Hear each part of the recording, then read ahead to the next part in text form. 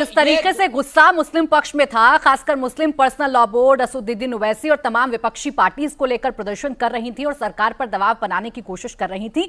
ऐसे supreme court से फैसला आया है, 3 शर्तें हैं जिन्हें रोक दिया गया है, तो समझा जा सकता है कि इसे बड़ी राहत के तौर पर देखा जा सकता है। अतुल भी हमारे साथ लगातार बने हुए हैं। अतुल, आप भी समझाइए। 3 बड़ी बातें तो समझ में आ रही हैं, लेकिन एक और बड़ा मसला है और वो मसला है वक्फ बाय यूजर का, जिसको लेकर सबसे ज्यादा आपत्ति मुस्लिम पक्ष की तरफ से जताई जा रही थी। इसको लेकर कोर्ट में सुनवाई के दौरान क्या बातें सामने आई हैं? बिल्कुल प्राची, आपने सभी वकीलों को भी सुना। जिस तरीके से अभी वक्फ बाय यूजर के ऊपर कोई भी क्लैरिटी नहीं है। निश्चित रूप से जो आदेश सुप्रीम कोर्ट का लिखित में आएगा उसका इंतजार करना होगा, तो उसी का इंतजार अब लगातार किया जा रहा है कि आखिर वक्फ बाय यूजर के ऊपर सुप्रीम कोर्ट ने क्या आदेश दिया है। लेकिन अभी तक की जो इंपॉर्टेंट बातें हैं, जो पॉइंट्स हैं, वो मैं आपको बता दूं। जब सुनवाई हुई, बेंच बैठी, तो उसके बाद क्या आदेश दिए गए, तो जस्टिस BR गवई की बेंच जब बैठती है तो उसके ऊपर यह आदेश दिया जाता है कि किसी भी कानून की संवैधानिक वैधता पर हमेशा अनुमान होगा, पूरा एक्ट खत्म करने का आधार नहीं बनता। फिलहाल कानून पर रोक नहीं है, यह जस्टिस BR गवई की बेंच ने आज इस आदेश, अंतरिम आदेश को सुनाते हुए कहा। लेकिन कुछ धाराओं पर रोक लगाई जाएगी, यह सुप्रीम कोर्ट ने कहा। और इसके बाद धारा 3R, या जिसपे यह था कि 5 साल का इस्लाम की प्रैक्टिस वाला जो सेक्शन था, वो नियम बनने तक कानून लागू नहीं होगा, यह सुप्रीम कोर्ट ने कहा। उसके बाद धारा 2C, जिसमें कहा गया था कि कलेक्टर को संपत्ति अधिकार तय कर सकता है, तो उसके ऊपर रोक लगाई गई, यह थी धारा 3C। इसके अलावा जो बोर्ड के अंदर गैर मुस्लिम सदस्यों की संख्या जो सीमित करने की बात थी, उस पर सुप्रीम कोर्ट ने यह कहा कि इसमें 3 से 4 सदस्य हो सकते हैं, चाहे वो सेंट्रल बोर्ड हो या फिर राज्य का बोर्ड हो। और इसके अलावा सुप्रीम कोर्ट ने यह कहा कि धारा 23, यानी कि एक्स ऑफिशियो अधिकारी मुस्लिम समुदाय से ही होगा, यह भी सुप्रीम कोर्ट ने कहा है। और इसके अलावा जो जस्टिस BR गवई, उन्होंने यह कहा कि हमने प्रत्येक धारा को दी गई प्रथम दृष्टया चुनौती पर विचार किया है। हमने पाया कि कानून के संपूर्ण प्रावधानों पर रोक लगाने का कोई मामला नहीं बनता, इसलिए हम इसकी कुछ धाराओं पर रोक लगा रहे हैं। और जिसके बाद जो CJI है, उन्होंने कहा कि पूर्व धारणा हमेशा कानून की संवैधानिकता के पक्ष में होती है और हस्तक्षेप केवल दुर्लभतम मामलों में ही किया जाता है, यह CJI ने कहा। CJI ने यह भी कहा कि सिर्फ रेयरेस्ट ऑफ रेयर की स्थिति में ही कानून को रोक लगाने का आदेश दिया जा सकता है। यानी कि सुप्रीम कोर्ट जो कानून बना है, जो सेंट्रल गवर्नमेंट ने बनाया, वक्फ कानून 2025, उस पर सुप्रीम कोर्ट ने कहा कि सिर्फ, जो CJI ने यह कहा कि सिर्फ रेयरेस्ट ऑफ रेयर की स्थिति में ही कानून रोक का आदेश दिया जा सकता है। इसके अलावा CJI ने कहा कि नए कानून के कुछ प्रावधानों पर हमने रोक लगाई, जैसा कि हमने पहले भी बताया। वक्फ के 5 साल के इस्लाम की प्रैक्टिस करने के अनिवार्यता पर SC ने, इसका जो CJI है, उन्होंने रोक लगा दी। जो कलेक्टर का प्रॉपर्टी विवाद को लेकर फैसले का अधिकार था, वो अब नहीं रहा है। CJI ने कहा कि वक्फ बोर्ड में 3 से 4 जो गैर मुस्लिम जो लोग हैं, वो इसके अंदर रह सकते हैं, इन संगठनों के अंदर। और सुप्रीम कोर्ट ने किसी भी लेकिन देखिए, एक सवाल ये भी है ना कि जो ये नया संशोधन किया भी गया, नया एक्ट बनाया भी गया, उसके पीछे कारण यही था कि वक्फ अपनी मनमानी करने लग गया था। जो गैर मुसलमान हैं उनकी जमीनों पर भी कब्जा होने लग गया था, इसलिए कलेक्टर को पावर दिया गया था कि वो एक इस तरीके के व्यवस्था स्थापित की जा सके जहां पर कोई एक पक्ष दूसरे पक्ष पर हावी ना हो। हमारे सहयोगी शोएब लगातार सुप्रीम कोर्ट से लाइव जुड़े हुए हैं, वकील राय जो दे रहे हैं, जरा वकीलों की राय भी हम तक पहुंचे।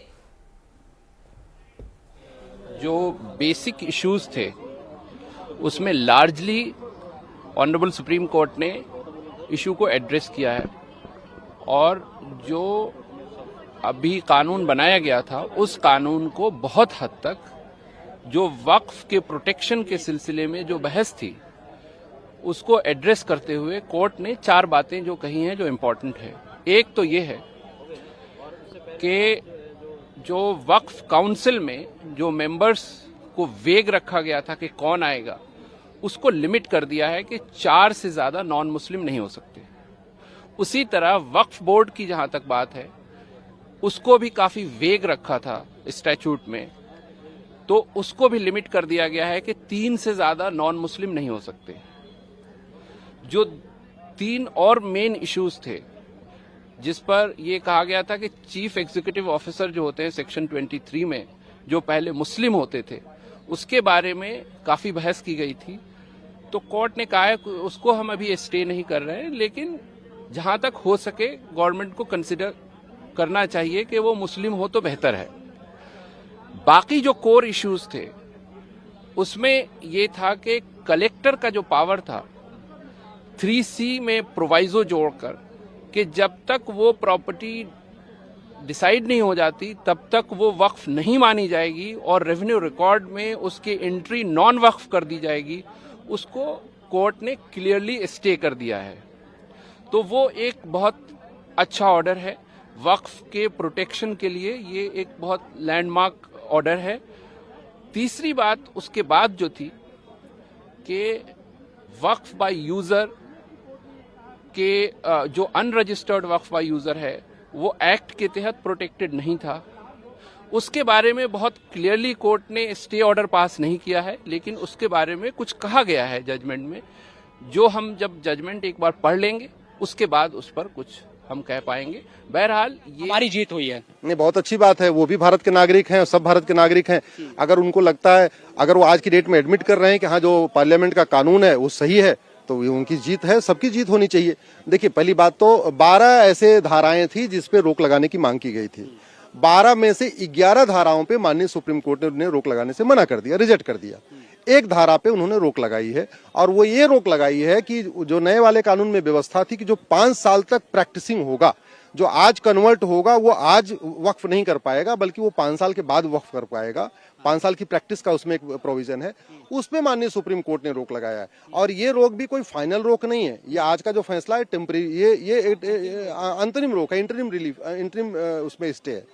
ये आगे चलेगा। बाकी और जो मांगे की गई थी कि नहीं डीएम के अधिकार नहीं मिलना चाहिए, उस पे माननीय सुप्रीम कोर्ट ने कोई रोक नहीं लगाई। कह रहे हैं कि डीएम का की जो पावर थी उसको रोक दिया है, अंतरिम आदेश उसको लेकर दिया है। नहीं, माननीय उस पे ये मुझे लगता है मिसकंसेप्शन है।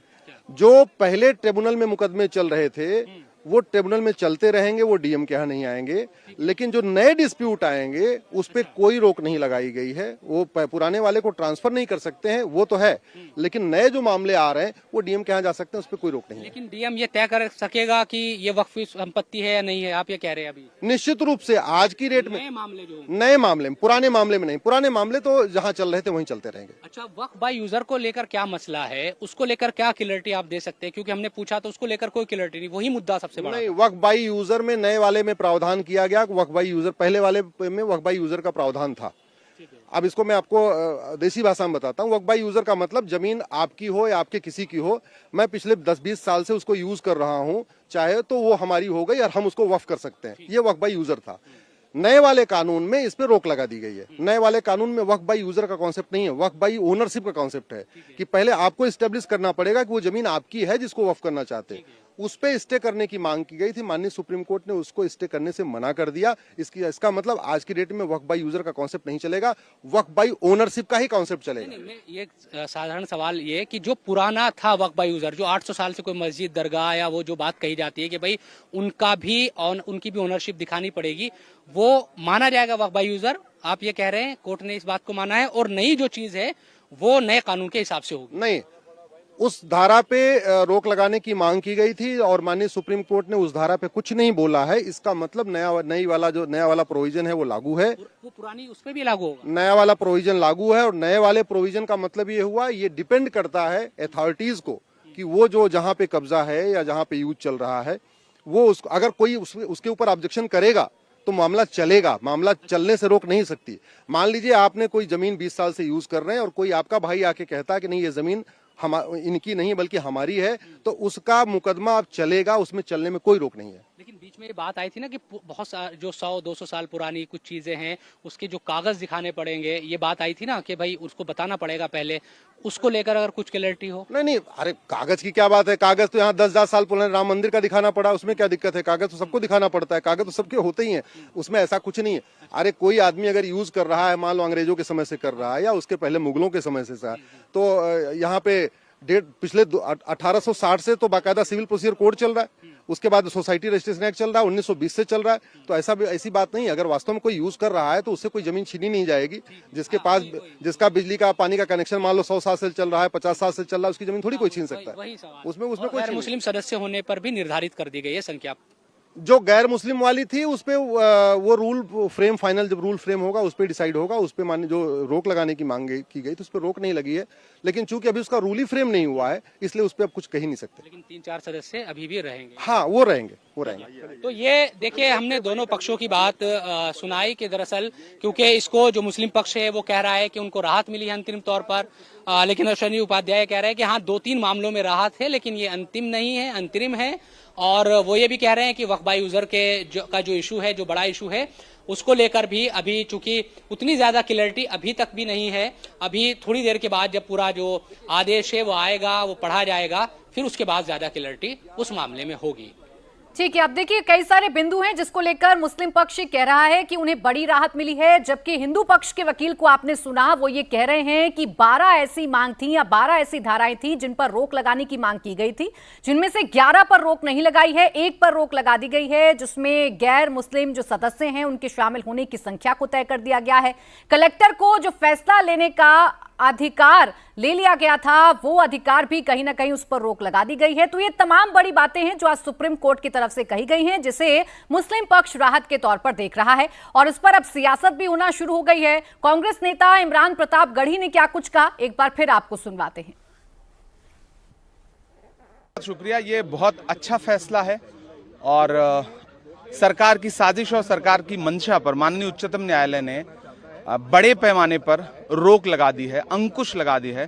तो पूरे देश में अपनी जमीनें दान करने वाले लोग, धार्मिक कामों के लिए, सामाजिक कामों के लिए, जिनको ये डर था कि सरकार उनकी जमीनें लूटने की कोशिश करेगी, फौरी तौर पर उनको बहुत बड़ी राहत मिली है। 5 साल का भी जिक्र किया है सुप्रीम कोर्ट ने कि इस्लाम का नुमाई होना जरूरी नहीं है। नहीं, सरकार डिसाइड कैसे करेगी? आप फ्रेम कैसे करोगे? रूल कैसे फ्रेम करोगे? आप कैसे तय करोगे कि कौन 5 साल से प्रैक्टिस कर रहा है? ये तो आस्था का विषय है, ये तो अंतर्मन की बात है।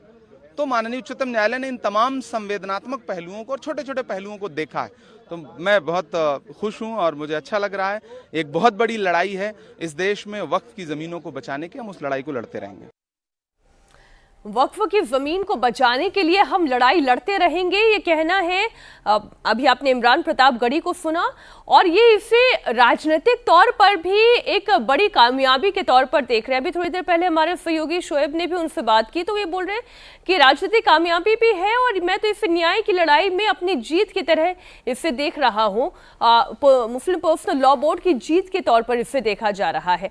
हमारे दोनों से सहयोगी शोएब और अतुल लगातार हमारे साथ जुड़े हुए हैं। एक बार अतुल फिर से सिलसिलेवार तरीके से बताएं, वो कौन कौन से पॉइंटर्स ऐसे रहे जिस पर एक बड़ी राहत इस वक्त मुस्लिम पर्सनल लॉ बोर्ड देख रहा है? बिल्कुल, देखिए अभी तक जो कोर्ट ने जो आदेश दिया है, क्योंकि अभी वक्फ बाय यूजर के ऊपर बड़ी कंफ्यूजन है, उसमें जब लिखित आदेश कोर्ट का आएगा तो उसमें कई चीजों की क्लैरिटी हो जाएगी और वो किसी भी समय, अब मान के चलिए 1 से 2 घंटे के अंदर वो लिखित में जब ऑर्डर आएगा तो उसमें सारी चीजें क्लियर हो जाएंगी। जो सुप्रीम कोर्ट ने जो अहम बातें आज इस पूरे मामले के अंदर वक्फ बोर्ड कानून 2025 को लेकर कहा, उसमें सबसे पहले सुप्रीम कोर्ट ने यह कहा कि हम पूरे कानून के ऊपर रोक नहीं लगाएंगे, हम कुछ धाराओं के ऊपर रोक लगाएंगे। ये जस्टिस BR गवई ने कहा, जिसमें सबसे पहले उन्होंने जो धारा 3R यानी जो 5 साल का इस्लाम की प्रैक्टिस वाला जो सेक्शन नियम बनने तक कानून लागू नहीं होगा, मतलब जब तक कानून अभी उसके ऊपर रोक लगाई है सुप्रीम कोर्ट ने। इसके अलावा जो दूसरी इंपॉर्टेंट बात कही, जो कि धारा 3C यानी कि कलेक्टर को जो संपत्ति का अधिकार तय करने का जो अधिकार दिया गया था, उस पर सुप्रीम कोर्ट ने रोक लगाई है। और इसके अलावा उन जो गैर मुस्लिम सदस्यों की संख्या जो सेंटर के अंदर जो वक्फ बोर्ड होगा उसके अंदर ये इसकी संख्या 4 होगी और जो राज्य होंगे उसके अंदर इनकी संख्या यानी कि गैर मुस्लिम की संख्या जो है वो 3 होगी। धारा 23 यानी कि जो धारा 23 के तहत सुप्रीम कोर्ट ने यह कहा कि एक्स ऑफिशियो अधिकारी मुस्लिम समुदाय से ही होगा, यानी कि जो एक्स ऑफिशियल मेंबर होगा वो सुप्रीम कोर्ट में, वो भी ये सुप्रीम कोर्ट ने बोला कि वो भी मुस्लिम समुदाय से होना चाहिए। लेकिन गैर मुस्लिम समुदाय जो सेंटर वक्फ बोर्ड होगा उसमें 4 लोग हो सकते हैं और जो स्टेट वक्फ बोर्ड होगा उसमें 3 लोग हो सकते हैं। साथ ही सीजीआई ने जो सबसे इंपॉर्टेंट बात यहां पर यह बोली कि सिर्फ रेयरेस्ट ऑफ रेयर की स्थिति में ही कानून रोक का आदेश दिया जा सकता है, जो यानी कि जो वक्फ कानून 2025 है। इससे पहले भी हमने सुनवाई के दौरान यह देखा था कि जस्टिस BR गवई जो सीजीआई हैं उन्होंने इस बात को कहा था कि जो कानून संसद से पास हो चुका है, कानून बन चुका है और उसके ऊपर अगर रोक लगाई जाती है तो उसके लिए कोई ठोस सबूत होने चाहिए। तो अभी जो इंतजार है वो वक्फ बाय यूजर का है। जब लिखित में ऑर्डर आएगा तो उसमें पूरी बातें लिखी होंगी।